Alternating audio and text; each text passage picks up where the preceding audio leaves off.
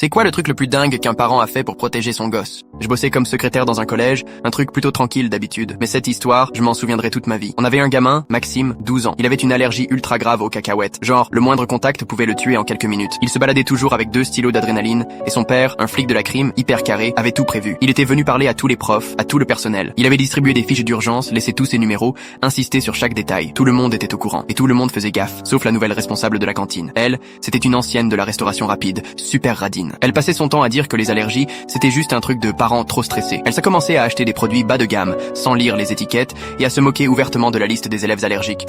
Encore une histoire de maman poule qu'elle disait tout le temps. Et puis, le mercredi de trop est arrivé. Midi, cantine blindée. Maxime prend son plateau comme d'hab. Il prend les nuggets sans allergènes, ceux qui sont censés être sûrs. Sauf que la meuf, elle les avait cuits dans de l'huile d'arachide. Et elle avait aussi tout mélangé niveau plan de travail. Zéro précaution. Nada. 10 minutes plus tard, Maxime commence à galérer à respirer. Sa gorge se ferme. Ses lèvres deviennent bleues. Il chope son stylo d'adré en panique pendant que ses potes crient autour. Son meilleur ami fonce chercher un adulte. Mais devine quoi? La chef de la cantine bloque la sortie. Elle voit Maxime suffoqué, par terre, et elle rigole. Elle lui sort, sans honte. Arrête de faire ton cinéma pour un peu de bouffe. Quelle génération fragile. Le gosse s'effondre, convulse, devient violet. Toujours rien. Elle veut pas appeler les secours. Elle dit qu'il fait semblant, que sa mère lui a appris à jouer les victimes. Un autre élève attrape le sac de Maxime et sort un des stylos. Mais la cantinière l'arrache de ses mains. Personne n'injecte quoi que ce soit dans ma cantine sans mon accord. Je veux pas finir au tribunal parce que vous flippez tous. Là, c'est devenu n'importe quoi. Les ados filment tout. Un a appelé direct le père de Maxime. D'autres pleuraient, criaient pour qu'on aide. Un prof est arrivé, a tenté d'attraper le stylo, mais la dame résistait comme une folle. Une vraie bagarre éclate entre eux. Chaque seconde comptait. 8 minutes. C'est le temps qu'il a fallu pour que 3 voitures de flics et une ambulance débarquent à fond devant le collège. Et là, le père de Maxime, mon Dieu, il entre dans la cantine comme un bulldozer, en tenue tactique, flingue dégainé, les pompiers derrière lui. Il voit son fils inerte, au sol. La cantinière tient encore le stylo dans la main. Il fonce. Les secours injectent direct ce qu'il faut. Maxime est vivant, juste à temps. Et le père, il fixe la cantinière avec un calme glacial. Il dit: vous avez empêché qu'on sauve un enfant en train de mourir. Vous êtes en état d'arrestation. Elle tente de se défendre, de parler de ses règles, menace même de porter plainte. Il la plaque contre le mur, menotte: vous avez failli tuer mon fils. Fermez-la. L'enquête a montré qu'elle avait menti sur plein d'ingrédients. D'autres enfants à allergie avaient été mis en danger, tous les jours. Résultat, mise en examen pour mise en danger délibérée et maltraitance sur mineur. Mais le plus ouf, c'est ce qu'il a fait après. Le père a utilisé tous ses contacts. Il a fait ouvrir une enquête dans chaque académie de la région. Résultat, la femme est désormais interdite à vie de tout poste en lien avec la bouffe et les enfants. Maxime va bien aujourd'hui. Son père, il forme désormais le personnel scolaire à repérer et gérer les urgences médicales. Personne ne devrait vivre ce qu'ils ont vécu. Et maintenant, grâce à lui, beaucoup de gamins sont plus en sécurité.